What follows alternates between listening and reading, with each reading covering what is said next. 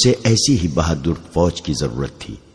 اس نے علی بن سفیان کے کان میں کہا، اگر اس فوج میں اسلامی جذبہ بھی ہو تو میں صرف اسی فوج سے صلیبیوں کو گھٹنوں بٹھا سکتا ہوں۔ علی بن سفیان نے وہی مشورہ دیا جو وہ پہلے بھی دے چکا تھا۔ اس نے کہا کہ اگر ناجی سے کمان لے لی جائے تو جذبہ بھی پیدا ہو جائے گا، مگر صلاح الدین ایوبی ناجی جیسے ذہین اور تجربے کار سالار کو سبکدوش کرنے کی بجائے سدھار کر راہ حق پر لانا چاہتا تھا۔ وہ اس جشن میں اپنی آنکھوں یہی دیکھنے آیا تھا کہ یہ فوج کردار کے لحاظ سے کیسی ہے۔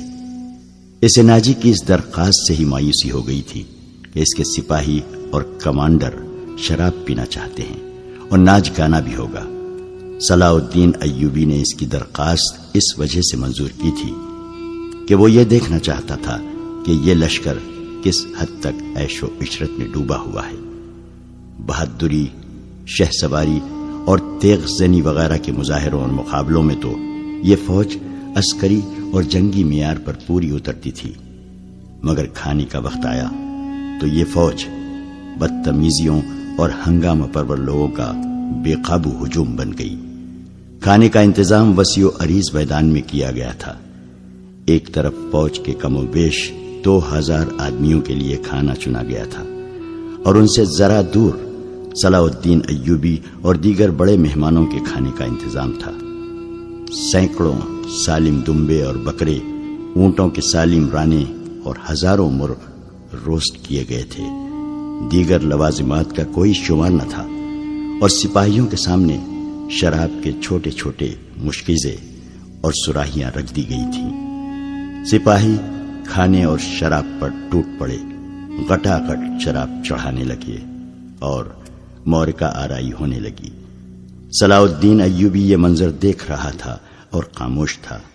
اس کے چہرے پر کوئی ایسا تاثر نہیں تھا جو یہ ظاہر کرتا کہ وہ کیا سوچ رہا ہے۔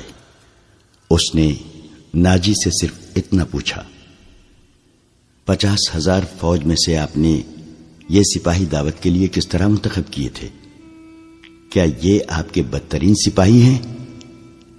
نہیں امیر مصر، ناجی نے غلامانہ لہجے میں جواب دیا، یہ 2000 عسکری میرے بہترین آدمی ہیں۔ آپ نے ان کے مظاہرے دیکھے ہیں لیکن ان کی بہادری نہیں دیکھی۔ میدان جنگ میں یہ جس جاں بازی کا مظاہرہ کریں گے وہ آپ کو حیران کر دے گا۔ آپ ان کی بدتمیزی کو نہ دیکھیں، یہ آپ کے اشارے پر جانیں قربان کر دیں گے۔ میں انہیں کبھی کبھی کھلی چھوٹ دے دیا کرتا ہوں تاکہ مرنے سے پہلے دنیا رنگ و بو سے پورا لطف اٹھا لیں۔ صلاح الدین ایوبی نے اس استدلال کے جواب میں کچھ بھی نہ کہا۔ ناجی جب دوسرے مہمانوں کی طرف متوجہ ہوا تو صلاح الدین ایوبی نے علی بن سفیان سے کہا، میں جو دیکھنا چاہتا تھا وہ دیکھ لیا ہے۔ یہ سوڈانی عسکری شراب اور ہنگامہ آرائی کے عادی ہیں۔ تم کہتے ہو کہ ان میں جذبہ نہیں، میں دیکھ رہا ہوں کہ ان میں کردار بھی نہیں۔ اس فوج کو اگر تم میدان جنگ میں لے گئے تو یہ لڑنے کی بجائے اپنی جان بچانے کی فکر کرے گی اور مال غنیمت لوٹے گی اور مفتوح کی عورتوں کے ساتھ وحشیانہ سلوک کرے گی۔ اس کا علاج یہ ہے، علی بن سفیان نے کہا، کہ آپ نے مختلف خطوں سے جو فوج تیار کی ہے انہیں ناجی کے اس 50,000 سوڈانی لشکر میں مدغم کر دیا جائے۔ برے سپاہی اچھے سپاہیوں کے ساتھ مل جل کر اپنی عادتیں بدل دیا کرتے ہیں۔ صلاح الدین ایوبی مسکرایا اور علی سے کہا، تم یقیناً میرے دل کا راز جانتے ہو۔ میرا منصوبہ یہی ہے جو میں ابھی تمہیں بتانا نہیں چاہتا تھا، کسی سے اس کا ذکر نہ کرنا۔ علی بن سفیان میں یہی وصف تھا کہ دوسروں کے دلوں کے راز جان لیتا تھا اور غیر معمولی طور پر ذہین تھا۔ وہ کچھ کہنے اور کہنے ہی لگا تھا کہ ان کے سامنے کئی اور مشعلیں روشن ہو گئیں۔ زمین پر بیش قیمت قالین بچھے ہوئے تھے۔ شہنائی اور سارنگ کا ایسا میٹھا اور پرسوز نغمہ ابھرا کہ مہمانوں پر سناٹا طاری ہو گیا۔ ایک طرف سے ناچنے والیوں کی قطار نمودار ہوئی، 20 لڑکیاں ایسے باریک اور نفیس لباس میں ملبوس چلی آ رہی تھیں جس میں ان کے جسموں کا انگ انگ نظر آ رہا تھا۔ ہر ایک کا لباس نہایت باریک، جو شانوں سے ٹخنوں تک لمبا تھا۔ ان کے بال کھلے ہوئے تھے اور اسی ریشم کا حصہ نظر آتے تھے جس کا انہوں نے لباس پہن رکھا تھا۔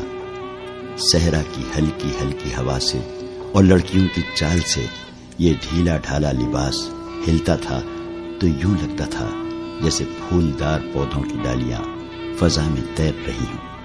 ہر ایک کے لباس کا رنگ جدا تھا، ہر ایک کی شکل و صورت ایک دوسری سے مختلف تھی، لیکن حسن اور جسم کی لچک میں سب ایک جیسی تھی۔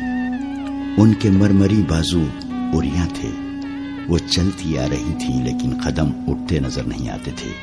وہ ہوا کی لہروں کی مانند آ رہی تھی۔ وہ نیم دائرے میں ہو کر رک گئی، صلاح الدین ایوبی کی طرف منہ کر کے تعظیم کے لیے جھکی۔ سازندوں نے ان ریشمی بالوں اور جسموں کے جادو میں طلسم پیدا کر دیا۔ 2 سیاہ فام دیو ہیکل حبشی جن کی کمر کے گرد چیتوں کی کھالیں تھیں، ایک بڑا سا ٹوکرا اٹھائے تیز تیز قدم چلتے نظر آئے اور ٹوکرا لڑکیوں کے نیم دائرے کے سامنے رکھ دیا۔ ساز سپیروں کی بین کی دھن بجانے لگے۔ حبشی مست سانڈوں کی طرح پھونکارتے غائب ہو گئے۔ ٹوکرے میں سے ایک بہت بڑی کلی اوپر کو اٹھی اور پھول کی طرح کھل گئی۔ اس پھول میں سے ایک لڑکی کا چہرہ نمودار ہوا اور پھر وہ اوپر کو اٹھنے لگی۔ یوں لگتا تھا جیسے سرخ بادلوں میں سے چاند نکل رہا ہو۔ یہ لڑکی اس دنیا کی معلوم نہیں ہوتی تھی، اس کی مسکراہٹ بھی عرضی نہیں تھی، اس کے بالوں کی چمک بھی مصر کی کسی لڑکی کی چمک سے نہیں ملتی تھی، اور جب لڑکی نے پھول کی چوڑی پتیوں میں سے باہر قدم رکھا تو اس کے جسم کی لچک نے تماشائیوں کو مسحور کر لیا۔ علی بن سفیان نے صلاح الدین ایوبی کی طرف دیکھا، اس کے ہونٹوں پر مسکراہٹ تھی۔ صلاح الدین ایوبی نے مسکرا کر ان کی کان میں کہا، مجھے توقع نہیں تھی کہ یہ اتنی خوبصورت ہوگی۔ ناجی نے صلاح الدین ایوبی کے پاس آ کر کہا، امیر مصر کا اقبال بلند ہو، اس لڑکی کا نام زکوئی ہے، اسے میں نے آپ کی خاطر سکندریہ سے بلایا ہے۔ یہ پیشاور رقاصہ نہیں اور یہ عصمت فروش بھی نہیں، رقص سے اسے پیار ہے، شوخیہ ناچتی ہے، کسی محفل میں نہیں جاتی۔ میں اس کے باپ کو جانتا ہوں، ساحل پر مچھلیوں کا کاروبار کرتا ہے۔ یہ لڑکی آپ کی عقیدت مند ہے، آپ کو پیغمبر مانتی ہے۔ میں اتفاق سے اس کے گھر اس کے باپ سے ملنے گیا تو اس لڑکی نے استدعا کی کہ سنا ہے صلاح الدین ایوبی امیر مصر بن کے آئے ہیں، خدا کے نام پر مجھے ان سے ملوا دو۔ میرے پاس اپنی جان اور رقص کے سوا کچھ بھی نہیں جو میں اس عظیم ہستی کے قدموں میں پیش کروں۔ قابل صد اہتمام امیر، میں نے آپ سے رقص و سرور کی اجازت اسی لیے مانگی تھی کہ اس لڑکی کو میں آپ کے حضور پیش کرنا چاہتا تھا۔ آپ نے اسے بتایا تھا کہ میں اپنے سامنے کسی لڑکی کو رقص اور اوریانی کی حالت میں نہیں دیکھ سکتا۔ صلاح الدین ایوبی نے کہا، یہ لڑکیاں جنہیں آپ ملبوس لائے ہیں بالکل ننگی ہیں۔ عالی مقام ناجی نے کھسیانہ ہو کے جواب دیا، میں نے بتایا تھا کہ امیر مصر رقص کو ناپسند فرماتے ہیں، لیکن یہ کہتی تھی کہ وہ میرا رقص پسند کریں گے کیونکہ میرے رقص میں دعوت گناہ نہیں، یہ ایک باعصمت لڑکی کا رقص ہوگا۔ میں ایوبی کے حضور اپنا جسم نہیں اپنا فن پیش کروں گی۔ اگر میں مرد ہوتی تو ایوبی کی جان کی حفاظت کے لیے اس کے محافظ دستے میں شامل ہو جاتی۔ آپ کہنا کیا چاہتے ہیں؟ صلاح الدین ایوبی نے پوچھا۔ میں اس لڑکی کو اپنے پاس بلا کر اسے خراج تحسین پیش کروں کہ تم اپنے جسم کو ہزاروں مردوں کے سامنے اوریاں کر کے بہت اچھا ناچتی ہو، اسے اس پر شاباش کہوں کہ اس نے مردوں کے جنسی جذبات بھڑکانے میں خوب مہارت حاصل کی ہے؟ نہیں امیر مصر، ناجی نے کہا، میں اسے اس وعدے پر یہاں لایا ہوں کہ آپ اسے شرف باریابی بخشیں گے۔ یہ بڑی دور سے اسی امید پر آئی ہے، ذرا دیکھیے اسے، اس کے رقص میں پیشاورانہ تاثر نہیں، خود سپردگی ہے۔ دیکھیے آپ کو کیسی نظروں سے دیکھ رہی ہے۔ بے شک عبادت صرف اللہ کی جاتی ہے، لیکن یہ رقص کی اداؤں سے، عقیدت سے، مخمور نگاہوں سے آپ کی عبادت کر رہی ہے۔ آپ اسے اپنے خیمے میں آنے کی اجازت دے دیں، تھوڑی سی دیر کے لیے۔ اسے مستقبل کی وہ ماں سمجھیں جس کی کوکھ سے اسلام کی پاسبانی کے لیے جانباز جنم لیں گے۔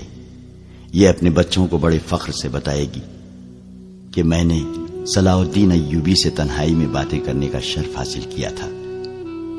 ناجی نے نہایت پراسرار الفاظ اور جذباتی لب و لہجے میں صلاح الدین ایوبی سے منوا لیا کہ یہ لڑکی جسے اس نے ایک بردہ فروش سے خریدا تھا، شریف باپ کی باعصمت بیٹی ہے۔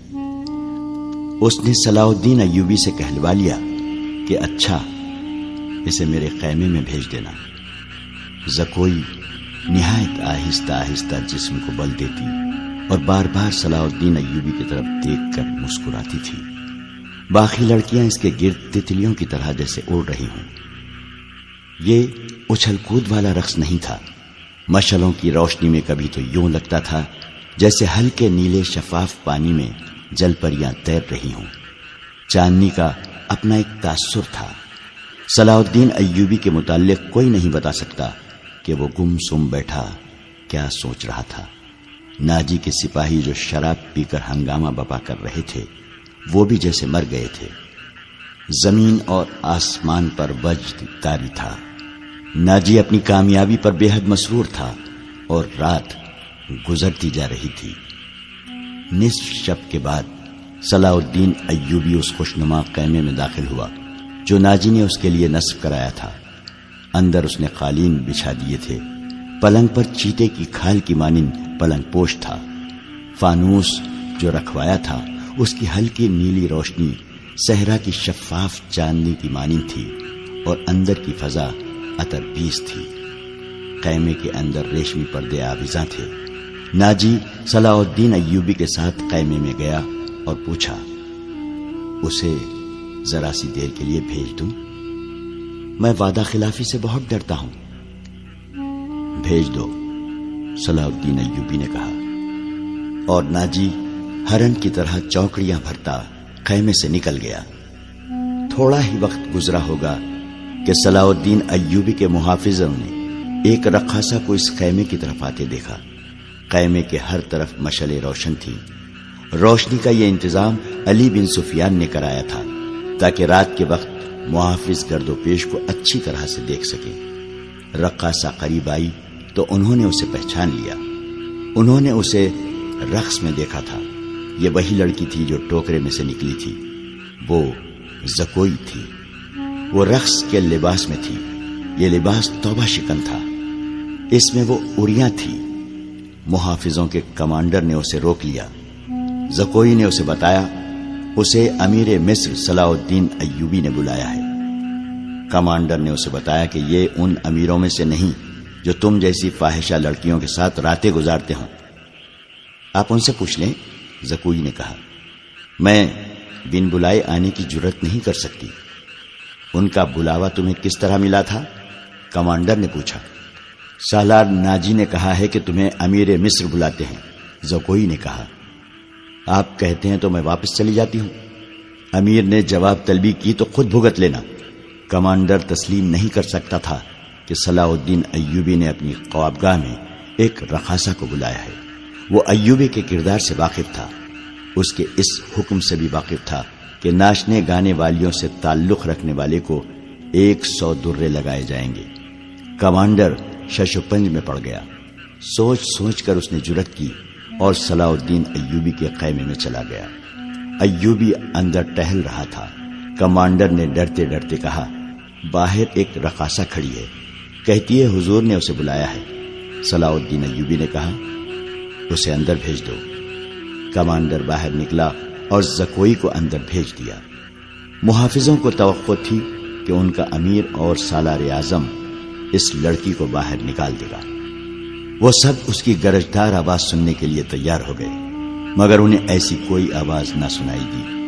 رات گزرتی جا رہی تھی، اندر سے دھیمی دھیمی باتوں کی آوازیں سنائی دینے لگی۔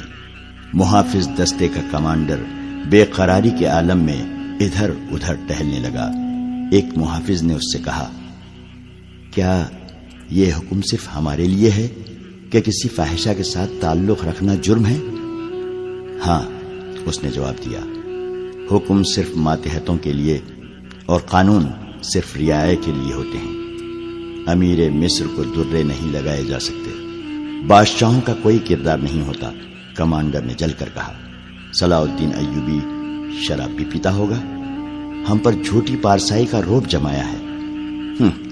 ہم پر جھوٹی پارسائی کا رعب جمایا جاتا ہے۔ ان کی نگاہوں میں صلاح الدین ایوبی کا جو بت تھا وہ ٹوٹ پھوٹ گیا۔ اس بت میں سے ایک عربی شہزادہ نکلا جو عیاش اور بدکار تھا، پارسائی کے پردے میں گناہ کا مرتکب ہو رہا تھا۔ ناجی بہت خوش تھا۔ صلاح الدین ایوبی کی خوشنودی کے لیے اس نے شراب سونگی بھی نہیں تھی۔ وہ اپنے خیمے میں بیٹھا مسرت سے جھوم رہا تھا۔ اس کے سامنے اس کا نائب سالار ادروش بیٹھا تھا۔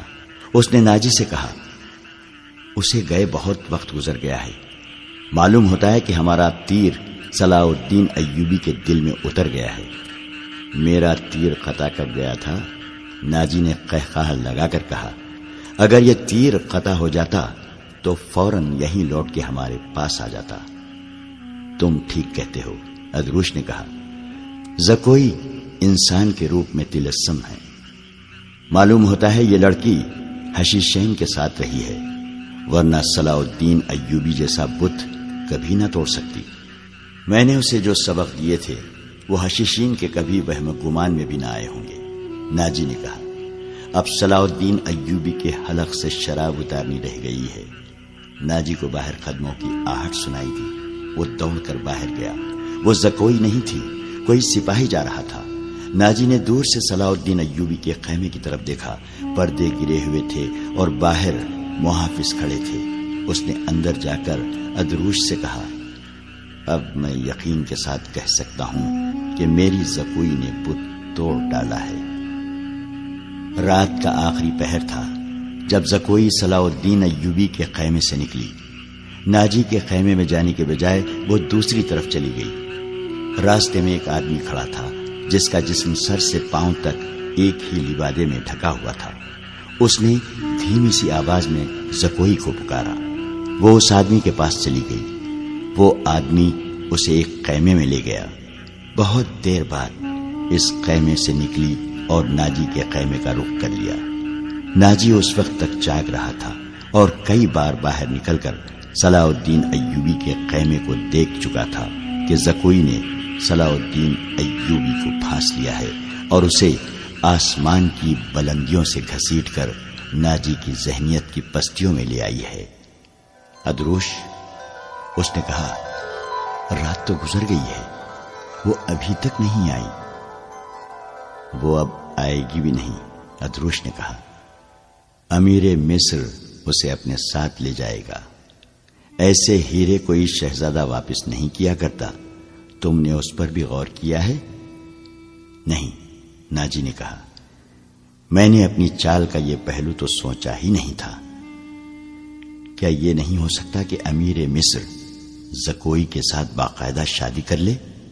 ادروش نے کہا، اس صورت میں یہ خطرہ ہے کہ لڑکی ہمارے کام کی نہیں رہے گی۔ وہ ہے تو ہوشیار، ناجی نے کہا، مگر رقاصہ کا کیا بھروسہ؟ وہ رقاصہ کی بیٹی ہے اور تجربے کار پیشہ ور ہے، دھوکہ دے سکتی ہے۔ وہ گہری سوچ میں کھویا ہوا تھا کہ زکوئی اس کے خیمے میں داخل ہوئی۔ اس نے ہنس کر کہا، اپنے امیر کے جسم کا وزن کرو اور لاؤ اتنا سونا۔ آپ نے میرا یہی نام مقرر کیا تھا نا؟ پہلے بتاؤ ہوا کیا؟ ناجی نے بےتابی سے پوچھا۔ جو آپ چاہتے تھے، زکوئی نے جواب دیا۔ آپ کو یہ کس نے بتایا تھا کہ صلاح الدین ایوبی پتھر ہے، اولاد ہے اور وہ مسلمان کے اللہ کا سایہ ہے؟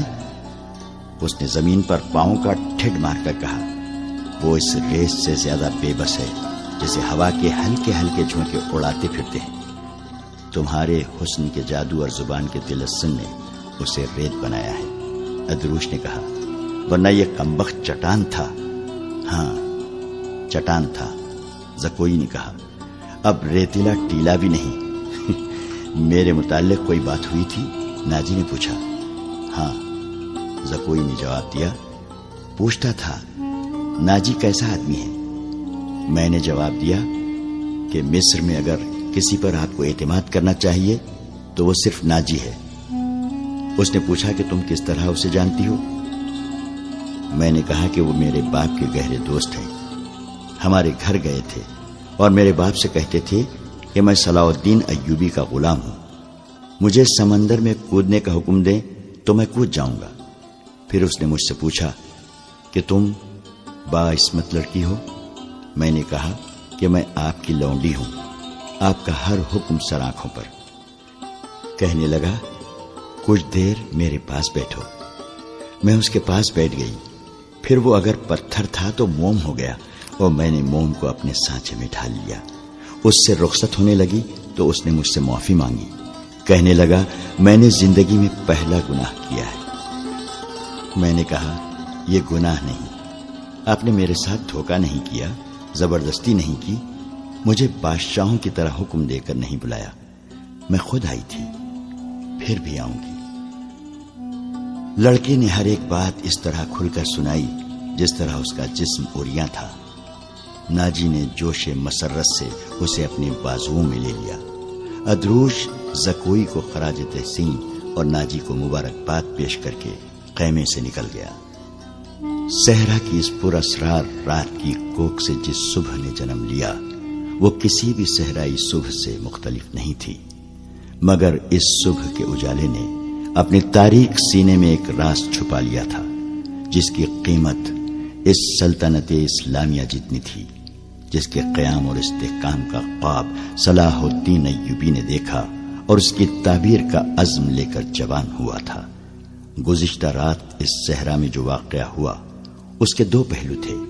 ایک پہلو سے صرف ناجی اور ادروش واقف تھے، دوسرے پہلو سے صلاح الدین ایوبی کا محافظ دستہ واقف تھا، اور صلاح الدین ایوبی، اس کا سراغ رساں اور جاسوس علی بن سفیان اور زکوئی، تین ایسے افراد تھے جو اس واقعے کے دونوں پہلوؤں سے واقف تھے۔ صلاح الدین ایوبی اور اس کے اسٹاف کو ناجی نے نہایت شان و شوکت اور عقیدت مندی سے رخصت کیا۔ سوڈانی فوج دو رویہ کھڑی صلاح الدین زندہ باد کے نعرے لگا رہی تھی۔ صلاح الدین ایوبی نے نعروں کے جواب میں بازو لہرانے، مسکرانے اور دیگر تکلفات کی پرواہ نہ کی۔ ناجی سے ہاتھ ملایا، اپنے گھوڑے کو ایڑ لگا دی، اس کے پیچھے اس کے محافظوں اور دیگر سٹاف کو بھی گھوڑے دوڑانے پڑے۔ اپنے مرکزی دفتر میں پہنچ کر وہ علی بن سفیان اور اپنے ایک نائب کو اندر لے گیا اور دروازہ اندر سے بند کر لیا۔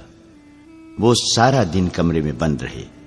سورج غروب ہوا، رات تاریک ہو گئی، کمرے کے اندر کھانا تو درکنار، پانی بھی نہیں گیا۔ رات قاسی گزر چکی تھی جب تینوں باہر نکلے اور اپنے اپنے گھروں کو روانہ ہوئے۔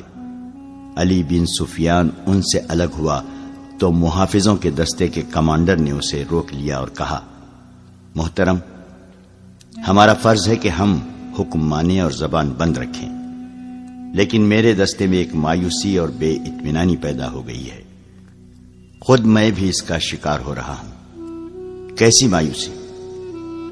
محافظ کہتے ہیں کہ ایک فوج کو شراب پینے کی اجازت ہے تو ہمیں اس سے کیوں منع کیا گیا ہے؟ کمانڈر نے کہا، اگر آپ میری شکایت کو گستاخی سمجھے تو سزا دیں، لیکن میری شکایت سن لیں۔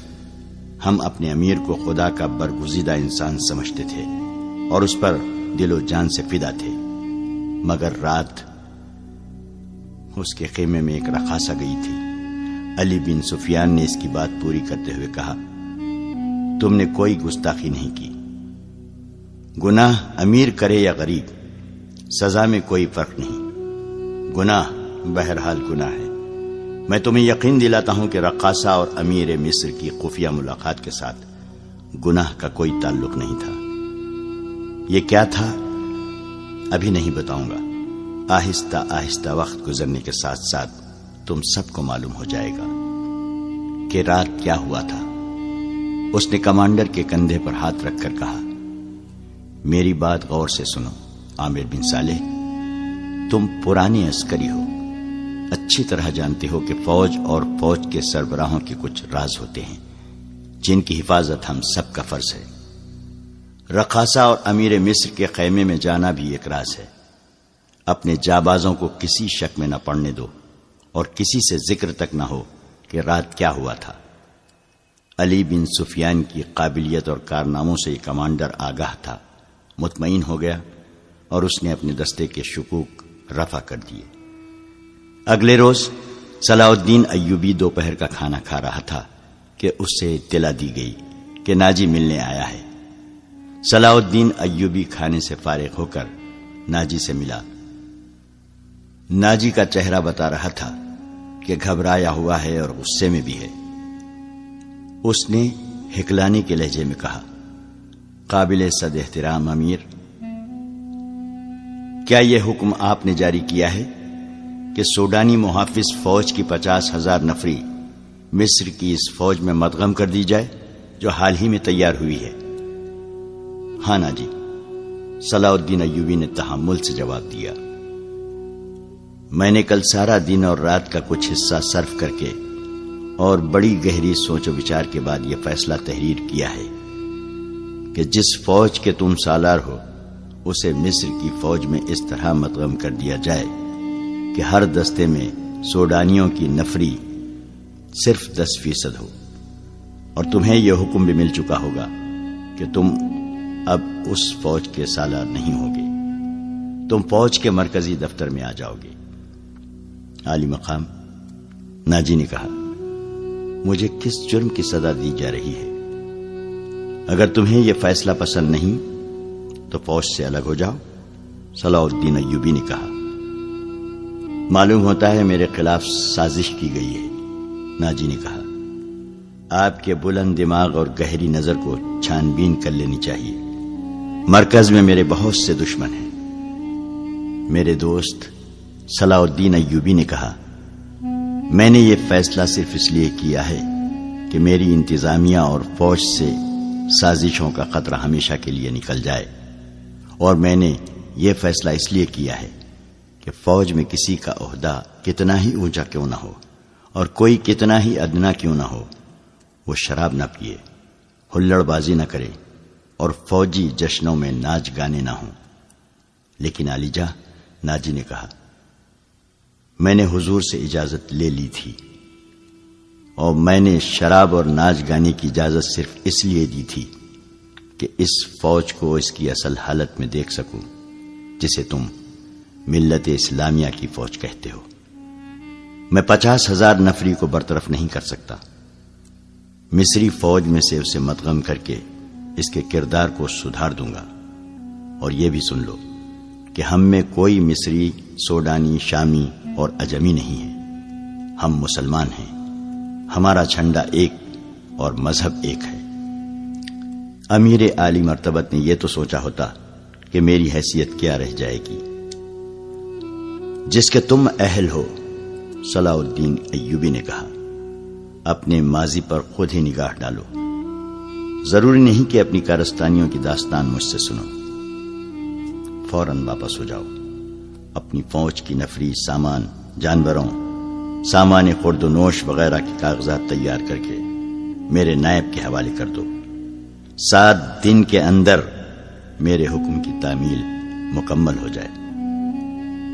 ناجی نے کچھ کہنا چاہا لیکن صلاح الدین ایوبی ملاقات کے کمرے سے نکل گیا۔ یہ بات ناجی کے خفیہ حرم میں بھی پہنچ گئی تھی کہ زکوئی کو امیر مصر نے رات بھر کا شرف باریابی بخشا ہے۔ زکوئی کے خلاف حسد کی آگ پہلے ہی پھیلی ہوئی تھی، اسے آئے ابھی بہت تھوڑا عرصہ گزرا تھا، لیکن ناجی پہلے روز سے ہی اسے اپنے ساتھ رکھنے لگا تھا۔ اسے ذرا سی دیر کے لیے بھی اپنے اس حرم میں جانے نہ دیتا تھا جہاں اس کی دل پسند ناچنے والی جوان لڑکیاں رہتی تھیں۔ زکوئی کو اس نے الگ کمرہ دیا تھا۔ انہیں یہ تو معلوم نہ تھا کہ ناجی اسے صلاح الدین ایوبی کو موم کرنے کی ٹریننگ دے رہا ہے اور وہ کسی بہت بڑے تقریبی منصوبے پر کام کر رہا ہے۔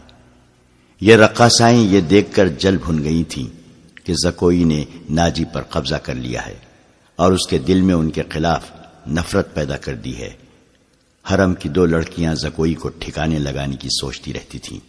اب انہوں نے دیکھا کہ زکوئی کو امیر مصر نے بھی اتنا پسند کیا ہے کہ اسے رات بھر اپنے خیمے میں رکھا ہے، تو وہ پاگل سی ہو گئی۔ اسے ٹھکانے لگانے کا واحد طریقہ قتل تھا۔ قتل کے 2 ہی طریقے ہو سکتے تھے، زہر یا کرائے کا قاتل جو اسے سوتے میں قتل کرائے۔ دونوں طریقے ممکن نہیں تھے کیونکہ زکوئی باہر نہیں نکلتی تھی اور زہر دینے کے لیے اس تک رسائی نہیں ہو سکتی تھی۔ ان دونوں نے حرم کی سب سے زیادہ چالاک ملازمہ کو اعتماد میں لے رکھا تھا، اسے انعام و اکرام دیتی رہتی تھی۔ جب حسد کی انتہا نے ان کی آنکھوں میں خون اتار دیا تو انہوں نے اس ملازمہ کو منہ مانگے انعام کا لالچ دے کر اپنا مدعا بیان کر دیا۔ یہ ملازمہ بڑی منجھی ہوئی عورت تھی۔ اس نے کہا کہ سالار کی رہائش گاہ میں جا کر زکوئی کو زہر دینا ممکن نہیں ہے، موقع محل دیکھ کر اسے خنجر سے قتل کیا جا سکتا ہے، اس کے لیے وقت چاہیے۔ اس نے وعدہ کیا کہ وہ زکوئی کی نقل و حرکت پر نظر رکھے گی، ہو سکتا ہے کہ کوئی موقع جلدی نکل آئے۔ اس جرائم پیشہ عورت نے یہ بھی کہا کہ اگر کوئی موقع نہ نکلا تو حشیشین کی مدد حاصل کی جائے گی، مگر وہ معاوضہ بہت زیادہ لیتے ہیں۔ دونوں لڑکیوں نے اسے یقین دلایا کہ وہ زیادہ سے زیادہ معاوضہ دینے کو تیار ہیں۔ ناجی بے حد غصے کے عالم میں اپنے کمرے میں ٹہل رہا تھا۔ زکوئی اسے ٹھنڈا کرنے کی بہت کوشش کر رہی تھی، لیکن اس کا غصہ بڑھتا جا رہا تھا۔ آپ مجھے اس کے پاس جانے دیں، زکوئی نے چوتھی بار کہا۔ میں اسے شیشے میں اتار لوں گی۔ بیکار ہے، ناجی نے گرج کر کہا۔ وہ کمبخت حکم نامہ جاری کر چکا ہے جس پر عمل بھی شروع ہو چکا ہے، مجھے اس نے کہیں کا نہیں رہنے دیا۔ اس پر تمہارا جادو نہیں چل سکا۔ مجھے معلوم ہے کہ میرے خلاف یہ سازش کرنے والے لوگ کون ہیں۔ وہ میری ابھرتی ہوئی حیثیت سے حسد کرتے ہیں۔ میں امیر مصر بننے والا تھا، میں نے یہاں کے حکمرانوں پر حکومت کی ہے، حالانکہ میں معمولی سا سالار تھا۔ اب میں سالار بھی نہیں رہا۔ اس نے دربان کو اندر بلا کر کہا، ادروش کو بلا لائے۔ اس کا ہمراز اور نائب ادروش آیا تو ناجی نے اس کے ساتھ بھی اسی موضوع پر بات کی۔ اسے وہ کوئی نئی خبر نہیں سنا رہا تھا۔ ادروش کے ساتھ وہ صلاح الدین ایوبی کے نئے حکم نامے پر تفصیلی تبادلہ خیال کر چکا تھا، مگر دونوں اس کے خلاف کوئی کارروائی سوچ نہیں سکے تھے۔ اب اس کے دماغ میں ایک کارروائی آ گئی تھی۔ اس نے ادروش سے کہا، میں نے جوابی کارروائی سوچ لی ہے۔ کیا؟ بغاوت، ناجی نے کہا۔ ادروش چپ چاپ اسے دیکھتا رہا۔ ناجی نے کہا، تم حیران ہو گئے ہو؟ کیا تمہیں شک ہے کہ یہ 50,000 سوڈانی فوج ہماری وفادار نہیں؟ کیا یہ صلاح الدین ایوبی کی نسبت مجھے اور تمہیں اپنا حاکم اور بحیقہ نہیں سمجھتی؟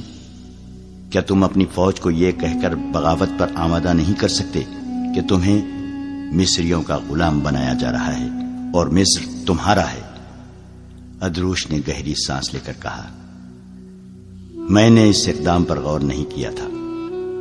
بغاوت کا انتظام ایک اشارے پر ہو سکتا ہے، لیکن مصر کی نئی فوج بغاوت کو دبا سکتی ہے اور اس فوج کو کمک بھی مل سکتی ہے۔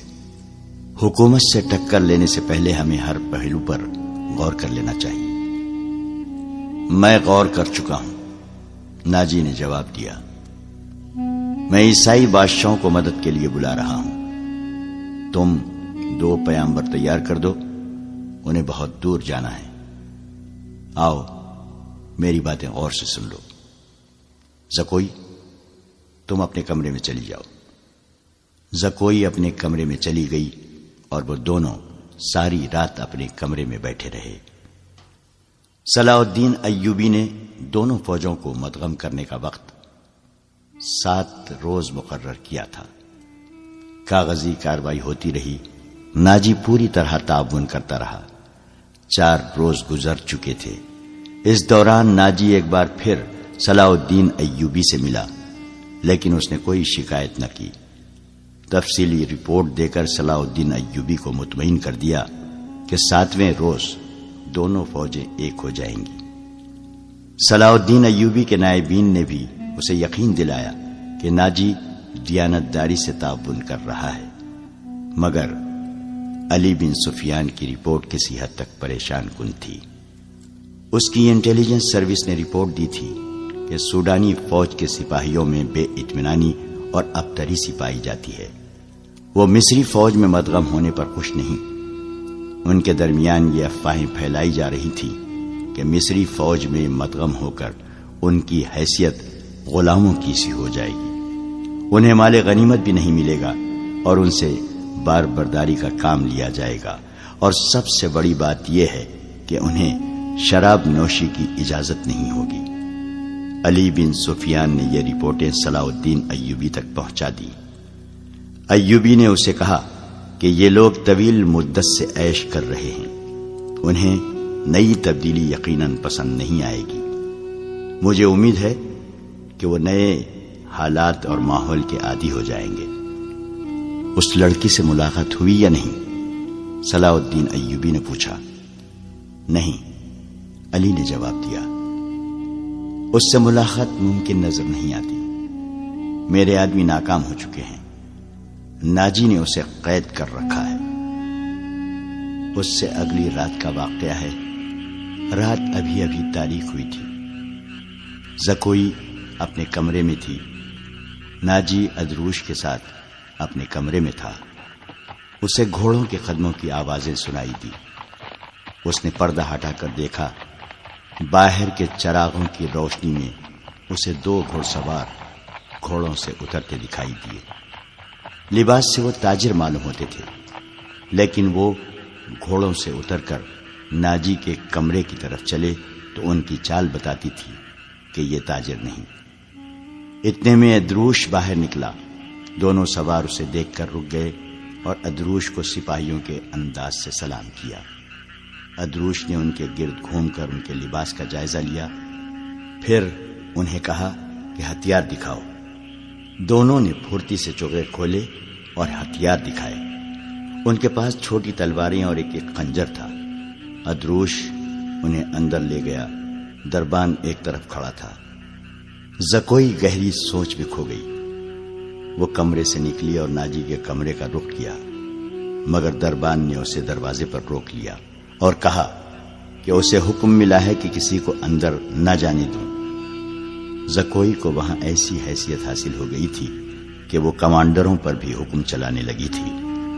دربان کے روکنے سے بھی وہ سمجھ گئی کہ کوئی خاص بات ہے۔ اسے یاد آیا کہ 2 راتیں پہلے ناجی نے اس کی موجودگی میں ادروش سے کہا تھا، میں عیسائی بادشاہوں کو مدد کے لیے بلا رہا ہوں، تم 2 پیامبر تیار کرو، انہیں بہت دور جانا ہے۔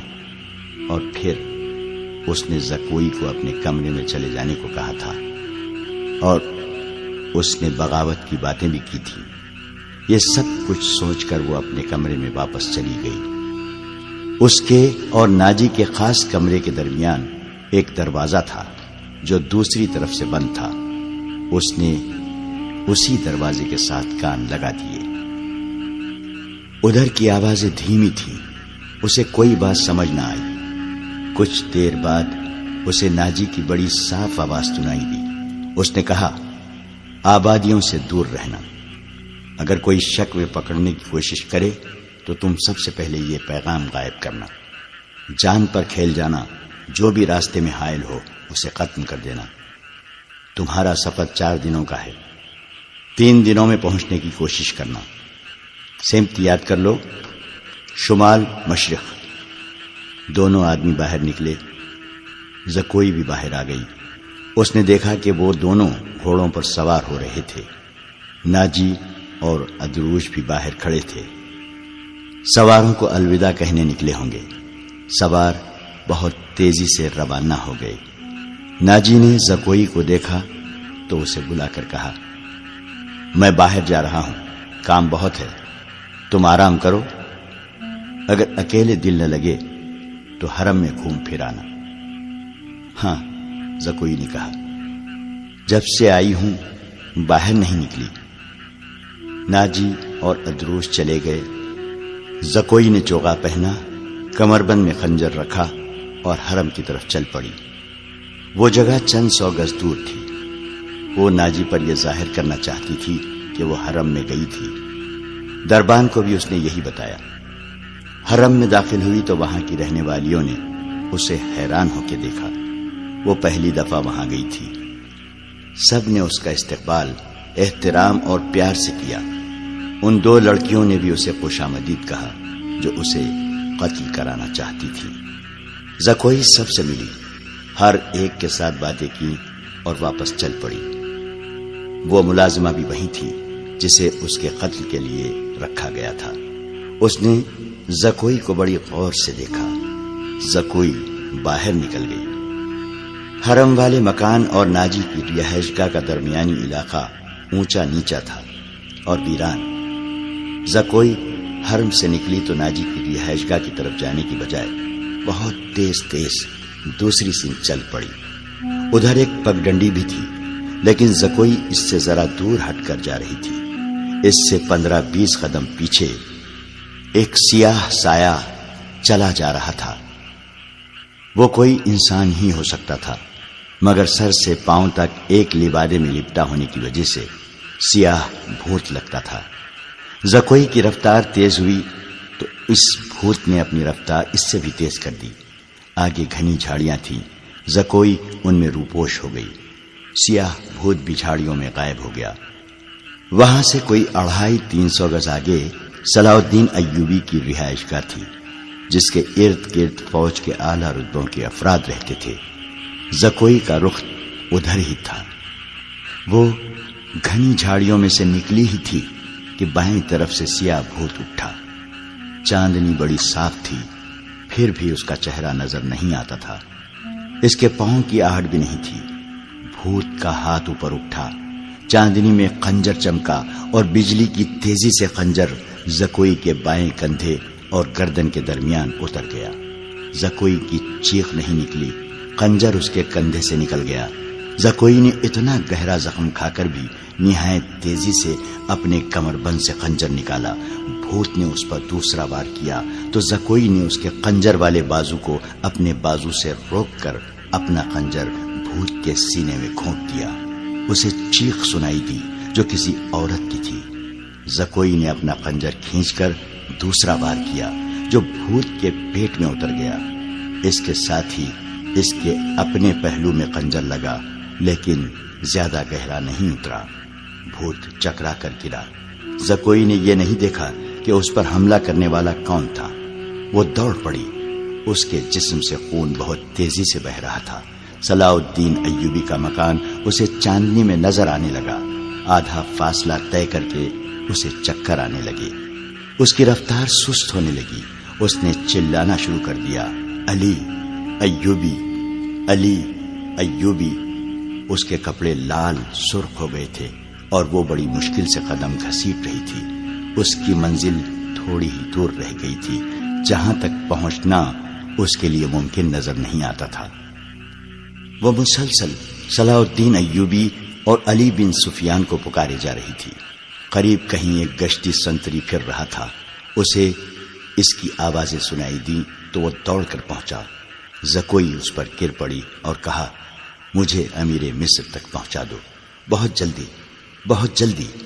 سنتری نے اس کا خون دیکھا تو اسے پیٹھ پر لاد کر دوڑ پڑا۔ صلاح الدین ایوبی اپنے کمرے میں بیٹھا علی بن سفیان سے رپورٹ لے رہا تھا۔ اس کے 2 نائب بھی موجود تھے۔ یہ رپورٹیں کچھ اچھی نہیں تھیں۔ علی بن سفیان نے بغاوت کے خدشے کا اظہار کیا تھا جس پر غور ہو رہا تھا۔ دربان گھبراہٹ کے عالم میں اندر آیا اور بتایا کہ ایک سپاہی ایک زخمی لڑکی کو اٹھائے باہر کھڑا ہے، کہتا ہے یہ لڑکی امیر مصر سے ملنا چاہتی ہے۔ یہ سنتے ہی علی بن سفیان کمان سے نکلے ہوئے تیر کی طرح کمرے سے نکل گیا۔ اس کے پیچھے صلاح الدین ایوبی دوڑ پڑا۔ اتنے میں لڑکی کو اندر لے آئے۔ صلاح الدین ایوبی نے کہا، طبیب اور جراح کو فوراً بلاؤ۔ لڑکی کو صلاح الدین ایوبی نے اپنے پلنگ پر لٹا دیا۔ ذرا سی دیر میں پلنگ پوش خون سے لال ہونے لگا۔ کسی کو نہ بلاؤ، لڑکی نے نحیف آواز میں کہا، میں اپنا فرض ادا کر چکی ہوں۔ تمہیں زخمی کس نے کیا ہے زکوئی؟ علی بن سفیان نے پوچھا۔ پہلے ضروری باتیں سن لو، زکوئی نے کہا۔ شمال مشرق کی طرف سوار دوڑا دو۔ 2 سوار جاتے نظر آئیں گے۔ دونوں کے چوغے بادامی رنگ کے ہیں۔ ایک کا گھوڑا بادامی اور دوسرے کا سیاہ ہے۔ وہ تاجر لگتے ہیں۔ ان کے پاس سالار ناجی کا تحریری پیغام ہے جو عیسائی بادشاہ فرینک کو بھیجا گیا ہے۔ ناجی کی یہ سوڈانی فوج بغاوت کرے گی۔ مجھے اور کچھ بھی نہیں معلوم۔ تمہاری سلطنت سخت خطرے میں ہے۔ ان 2 سواروں کو راستے میں پکڑ لو، تفصیل ان کے پاس ہے۔ بولتے بولتے زکوئی کو غشی آنے لگی۔ 2 طبیب آ گئے۔ انہوں نے زکوئی کا خون بند کرنے کی کوششیں شروع کر دی۔ اس کے منہ میں دوائیاں ڈالی جن کے اثر سے وہ بولنے کے قابل ہو گئی۔ وہ ضروری پیغام دے چکی تھی۔ اس کے بعد اس نے دوسری ساری باتیں سنائیں، مثلا ناجی نے ادروش کے ساتھ کیا باتیں کی تھیں، اسے کس طرح اپنے کمرے میں بھیج دیا گیا تھا، ناجی کا غصہ اور بھاگ دوڑ، 2 سواروں کا آنا وغیرہ۔ پھر اس نے بتایا کہ اسے کچھ علم نہیں کہ اس پر حملہ کرنے والا کون تھا۔ وہ موقع موضوع دیکھ کر ادھر ہی رپورٹ دینے کے لیے آ رہی تھی کہ پیچھے سے کسی نے اسے خنجر گھونپ دیا۔ اس نے اپنا خنجر نکال کر حملہ آور پر حملہ کیا۔ حملہ آور کی چیخ بتاتی تھی کہ وہ کوئی عورت ہے۔ اس نے حملے کی جگہ بتائی۔ اسی وقت اس جگہ آدمی دوڑا دیے گئے۔ زکوئی نے کہا تھا کہ وہ زندہ نہیں ہو سکتی۔ اس کے خنجر اس کے سینے اور پیٹ میں لگے تھے۔ خون رک نہیں رہا تھا۔ زیادہ تر خون تو پہلے ہی بہہ گیا تھا۔ زکوئی نے صلاح الدین ایوبی کا ہاتھ پکڑا اور چوم کر کہا، اللہ آپ کو اور آپ کی سلطنت کو سلامت رکھے۔ آپ شکست نہیں کھا سکتے۔ مجھ سے زیادہ کوئی نہیں بتا سکتا کہ صلاح الدین ایوبی کا ایمان کتنا پختہ ہے۔ پھر اس نے علی بن سفیان سے کہا، میں نے کوتاہی تو نہیں کی؟ آپ نے جو فرض مجھے سونپا تھا وہ میں نے پورا کر دیا ہے۔ تم نے اس سے زیادہ پورا کیا ہے۔ علی بن سفیان نے اس سے کہا، میرے تو وہم و گمان میں بھی نہ تھا کہ ناجی اس حد تک خطرناک کارروائی کرے گا اور تمہیں جان کی قربانی دینی پڑے گی۔ میں نے تمہیں صرف مخبری کے لیے وہاں بھیجا تھا۔ کاش میں مسلمان ہوتی، زکوئی نے کہا۔ اس کے آنسو نکل آئے۔ اس نے کہا، میرے اس کام کا جو بھی معاوضہ دینا ہے وہ میرے اندھے باپ اور سدا بیمار ماں کو دے دینا۔ ان کی معذوریوں نے مجھے 12 سال کی عمر میں رقاصہ بنا دیا تھا۔ زکوئی کا سر ایک طرف ڈھلک گیا، آنکھیں ادکھلی رہیں اور ہونٹ اس طرح نیمبا جیسے مسکرا رہی ہو۔ طبیب نے نفس پر ہاتھ رکھا اور صلاح الدین ایوبی کی طرف دیکھ کر سر ہلایا۔ زکوئی کی روح اس کے زخمی جسم سے آزاد ہو گئی تھی۔ صلاح الدین ایوبی نے کہا، یہ کسی بھی مذہب کی تھی، اسے پورے اعزاز کے ساتھ دفن کرو۔ اس نے اسلام کے لیے جان قربان کی ہے، یہ ہمیں دھوکہ بھی دے سکتی تھی۔ دربان نے بتایا کہ باہر ایک عورت کی لاش آئی ہے۔ جا کر دیکھا، وہ ایک ادھیڑ عمر کی عورت کی لاش تھی۔ جائے وقوع سے وہ 2 خنجر ملے تھے۔ اس عورت کو کوئی نہیں پہچانتا تھا۔ یہ ناجی کے حرم کی ملازمہ تھی جس نے انعام کے لالچ میں زکوئی پر قاتلانہ حملہ کیا تھا۔ رات کو ہی زکوئی کو فوجی اعزاز کے ساتھ دفن کر دیا گیا اور ملازمہ کی لاش گڑھا کھود کر دفنا دی گئی۔ دونوں کو خفیہ طریقے سے دفنایا گیا۔ انہیں جب دفنایا جا رہا تھا، صلاح الدین ایوبی نے نہایت اعلیٰ نسل کے 8 جوان گھوڑے منگوائے اور 8 سوار منتخب کر کے انہیں علی بن سفیان کی کمان میں ناجی کے ان 2 آدمیوں کے پیچھے دوڑا دیا جو ناجی کا پیغام لے کے جا رہے تھے۔ زکوئی کون تھی؟ وہ مراخش کی ایک رقاصہ تھی. کسی کو بھی معلوم نہیں کہ اس کا مذہب کیا تھا. وہ مسلمان نہیں تھی، عیسائی بھی نہیں تھی. جیسا کہ کہا جا چکا ہے کہ علی بن سفیان صلاح الدین ایوبی کی انٹیلیجنس یعنی جاسوسی اور سراغ رسانی کا سربراہ تھا. اسے دوسروں کے راز معلوم کرنے کے لیے کئی ڈھنگ اختیار کرنے پڑتے تھے. صلاح الدین ایوبی اسے اپنے ساتھ مصر لایا تھا. یہاں آ کر معلوم ہوا کہ سوڈانی فوج کا سالار ناجی سازشی اور شیطان ہے. اس کے اندرون خانہ حالات معلوم کرنے کے لیے علی بن سفیان نے جاسوسی کا جال بچھا دیا تھا. اسے راز کی ایک بات یہ معلوم ہوئی کہ ناجی حسن بن صباح کے فدائیوں کی طرح مخالفین کو حسین لڑکیوں اور حشیش سے پھانستا اور اپنا گرویدہ بناتا یا مروا دیتا ہے. علی بن سفیان نے تلاش بسیار کے بعد کسی کی وساست سے زکوئی کو مراکش سے حاصل کیا اور خود بردہ فروش کا بہروپ دھار کر اسے ناجی کے ہاتھ بیچ دیا. اس لڑکی میں ایسا جادو تھا کہ ناجی اسے صلاح الدین ایوبی کو پھانسنے کے لیے استعمال کرنا چاہتا تھا، مگر خود ہی اس لڑکی کے دام میں پھنس گیا. پھنسا بھی ایسا کہ اس کے سامنے وہ اپنے نائب سالار کے ساتھ راز کی باتیں کرتا رہا. اس نے زکوئی کو جشن کی رات صلاح الدین ایوبی کے خیمے میں بھیج دیا اور اپنی اس فتح پر بے حد مسرور تھا کہ صلاح الدین ایوبی کا اس نے بت توڑ دیا ہے. اب وہ اسی لڑکی کے ہاتھوں اسے شراب بھی پلا سکے گا اور پھر اسے اپنا مرید بنا لے گا. مگر اس کے فرشتے کو بھی نہیں معلوم ہو سکا کہ زکوئی صلاح الدین ایوبی ہی کی جاسوسہ تھی. وہ اسے خیمے میں رپورٹیں دیتی رہی اور صلاح الدین ایوبی سے ہدایات لیتی رہی تھی. اس کے خیمے سے نکل کر زکوئی دوسری طرف چلی گئی تھی، جہاں اسے منہ اور سر پر لپیٹے ایک آدمی ملا تھا.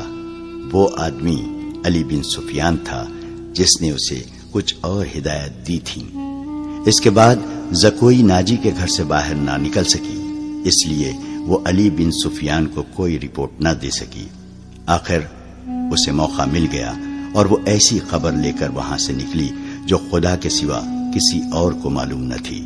یہ زکوئی کی بد نصیبی تھی کہ حرم میں اس کے خلاف اس لیے سازش ہو رہی تھی کہ اس نے ناجی پر قبضہ کر لیا ہے.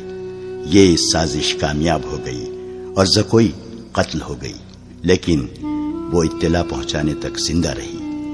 اس کے مرنے کے بعد کچھ عرصہ بعد وہ معاوضہ جو علی بن سفیان نے اس کے ساتھ طے کیا تھا، صلاح الدین ایوبی کی طرف سے انعام اور وہ رقم جو علی بن سفیان نے ناجی سے بردہ فروش کے بھیس میں زکوئی کی قیمت کے طور پر وصول کی تھی، مراکش میں زکوئی کے معذور والدین کو ادا کر دی.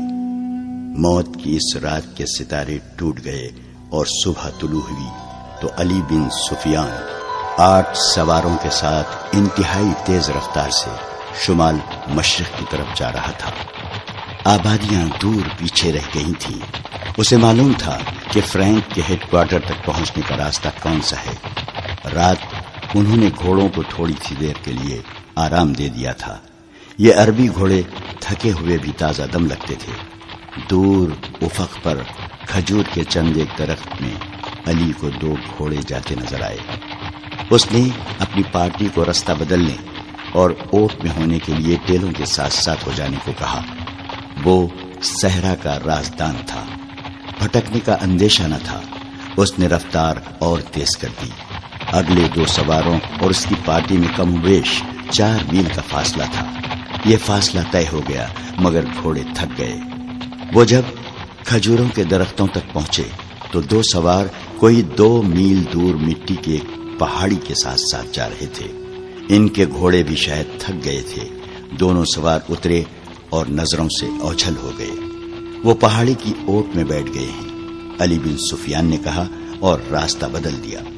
فاصلہ کم ہوتا گیا اور جب فاصلہ چند گز رہ گیا تو دونوں سوار اوٹ سے سامنے آئے. انہوں نے گھوڑوں کے سر پر دوڑنے کا شور سن لیا تھا. وہ دوڑ کر غائب ہو گئے. علی بن سفیان نے گھوڑے کو ایڑ لگائی.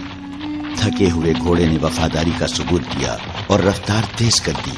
باقی گھوڑے بھی تیز ہو گئے، پہاڑی کے اندر گئے تو دونوں سوار وہاں سے جا چکے تھے، مگر دور نہیں گئے تھے، وہ شاید گھبرا بھی گئے تھے۔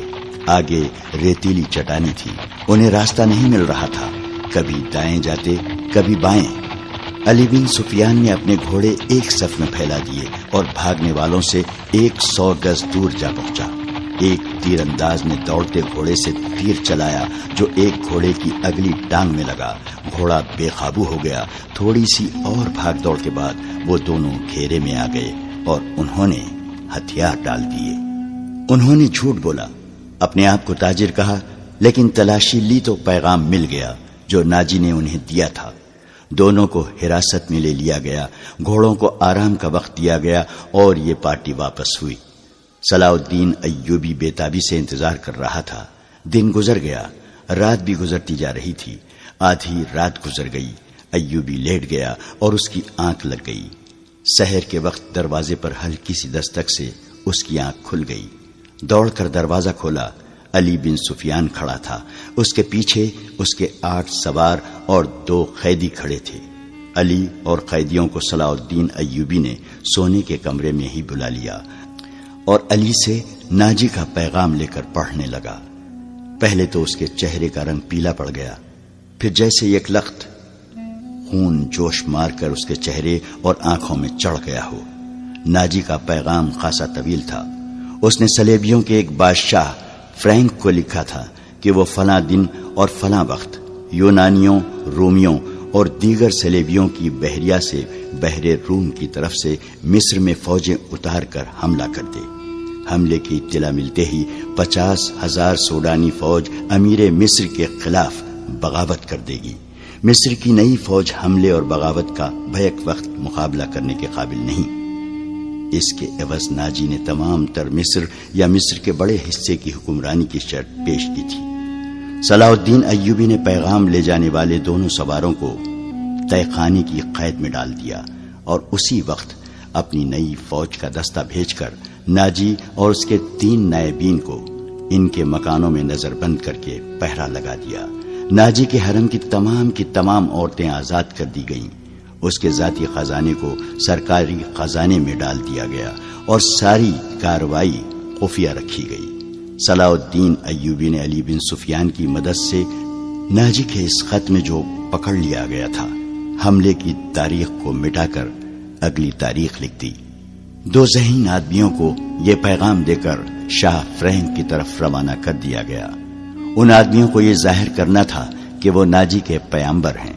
انہیں روانہ کر کے اس سوڈانی فوج کو مصری فوج میں مدغم کرنے کا حکم روک لیا۔ 8ویں روز پیامبر واپس آ گئے۔ وہ ناجی کا پیغام دے آئے اور فرینک کا جواب ناجی کے نام لے آئے تھے۔ فرینک نے لکھا تھا کہ حملے کی تاریخ سے 2 دن پہلے سوڈانی فوج بغاوت کر دے تاکہ صلاح الدین ایوبی کو صلیبیوں کا حملہ روکنے کی ہوش ہی نہ رہے۔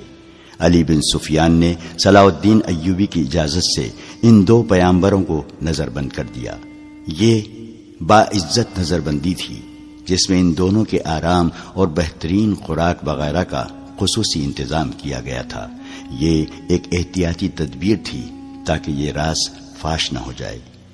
صلاح الدین ایوبی نے بحر روم کے ساحل پر ان مقامات پر اپنی فوج کو چھپا دیا جہاں صلیبیوں کی بحریہ کو لنگر انداز ہونا اور فوجیں اتارنی تھی۔ اس نے ان مقامات سے دور اپنی بحریہ بھی چھپا دی۔ حملے میں ابھی کچھ دن باقی تھے۔ ایک مورخ سراج الدین نے لکھا ہے کہ سوڈانی فوج نے صلیبیوں کے حملے سے پہلے ہی بغاوت کر دی، جو صلاح الدین ایوبی نے طاقت سے نہیں بلکہ ڈپلومیسی اور حسن سلوک سے دبا لی۔ بغاوت کی ناکامی کی ایک وجہ یہ بھی تھی کہ باغیوں کو اپنا سالار ناجی کہیں نظر نہ آیا تھا اور اس کا کوئی نائب بھی سامنے نہ آیا۔ وہ سب قید میں تھے۔ مگر ایک اور مورخ ہپتاچی لکھتا ہے کہ سوڈانی فوج نے حملے کے بہت بعد بغاوت کی تھی۔ تاہم یہ دونوں مورخ باقی واقعات پر متفق نظر آتے ہیں۔ دونوں نے لکھا ہے کہ صلاح الدین ایوبی نے ناجی اور اس کے نائبین کو قید میں سزائے موت دے کر رات کے وقت گمنام قبروں میں دفن کرا دیا تھا۔ ان دونوں مورخوں نے اور تیسرے مورخ لین پول نے صلیبیوں کی بحریے کے اعداد و شمار ایک ہی جیسے لکھے ہیں۔ وہ لکھتے ہیں کہ خط میں دی ہوئی تاریخ کے عین مطابق صلیبیوں کی بحریہ، جس میں فرینک کی، یونان کی، رومیوں کی اور سسلی کی بحریہ شامل تھی، متحدہ کمان میں بحر روم میں نمودار ہوئی۔ مورخوں کے اعداد و شمار کے مطابق جنگی جہازوں کی تعداد 150 تھی۔ اس کے علاوہ 12 جنگی جہاز بہت بڑے تھے۔ ان میں مصر میں اتارنے کے لیے فوج تھی۔ اس فوج کے صلیبی کمانڈر ایملرک تھا۔ جن بادبانی کشتیوں میں رسد تھی، ان کی تعداد کا صحیح اندازہ نہیں کیا جا سکا۔ جہاز 2 قطاروں میں آ رہے تھے۔ صلاح الدین ایوبی نے دفاع کی کمان اپنے پاس رکھی۔ اس نے صلیبیوں کی بحریہ کو ساحل کے قریب آنے دیا۔ سب سے پہلے بڑے جہاز لنگر انداز ہوئے۔ اچانک ان پر آگ برسنے لگی۔ یہ منجنیقوں سے پھینکی ہوئی مشعلیں تھیں اور آگ کے گولے اور ایسی تیر بھی تھے جن کے پچھلے حصے جلتی ہوئی شعلوں کی مانند تھے۔ مسلمانوں کی برسائی ہوئی اس آگ نے جہازوں اور کشتیوں کے بادبانوں کو آگ لگا دی۔ جہاز لکڑی کے بنے ہوئے تھے، فوراً جل اٹھے۔ ادھر سے مسلمانوں کے چھپے ہوئے جہاز آ گئے، انہوں نے بھی آگ ہی برسائی۔ یوں معلوم ہوتا تھا جیسے بحر روم چل رہا ہو۔ صلیبیوں کے جہاز رخ موڑ کر ایک دوسرے سے ٹکرانے اور ایک دوسرے کو جلانے لگے۔ ان میں سے صلیبی فوج سمندر میں کود گئی۔ ان میں سے جو سپاہی ساحل کی طرف آئے وہ صلاح الدین ایوبی کے تیر اندازوں کا نشانہ بنے۔ ادھر نور الدین زنگی نے شاہ فرینک کی سلطنت پر حملہ کر دیا۔ فرینک نے اپنی فوج کو مصر میں داخل کرنے کے لیے خشکی کے ذریعے روانہ کر دیا تھا۔ فرینک صلیبیوں کی بحریہ کے ساتھ تھا۔ اسے اپنے ملک پر حملے کی اطلاع ملی تو بڑی مشکل سے جان بچا کر اپنے ملک میں پہنچا، مگر وہاں کی دنیا ہی بدل گئی تھی۔ بحر روم میں صلیبیوں کا متحدہ بیڑا نظر آتش ہو گیا اور فوج جل کر اور ڈوب کر ختم ہو گئی۔ صلیبیوں کا ایک کمانڈر ایملک بچ گیا۔ اس نے ہتھیار ڈال کر صلح کی درخواست کی، جو بہت بڑی رقم کے عوض منظور کر لی گئی۔ یونانیوں اور سسلی والوں کے کچھ جہاز بچ گئے تھے۔ صلاح الدین ایوبی نے انہیں اپنے جہاز واپس لے جانے کی اجازت دے دی، مگر راستے میں ایسا طوفان آیا کہ تمام تر بچے کچے جہاز غرق ہو گئے۔ 19 دسمبر 1169 کے روز صلیبیوں نے اپنی شکست پر دستخط کیے اور صلاح الدین ایوبی کو تاوان ادا کیا۔ بیشتر مورخین اور ماہرین حرب و ضرب نے صلاح الدین ایوبی کی اس فتح کا صحرا اس کی انٹیلیجنس کے سر باندھا ہے۔ رقاصہ زکوئی کا ذکر اس دور کے ایک مراکشی واقع نگار اسد الاسدی نے کیا ہے، اور علی بن سفیان کا تعارف بھی اسی واقع نگار کی تحریر سے ہوا ہے۔ یہ تو ابتدا تھی۔ صلاح الدین ایوبی کی زندگی پہلے سے زیادہ خطروں میں گھر گئی۔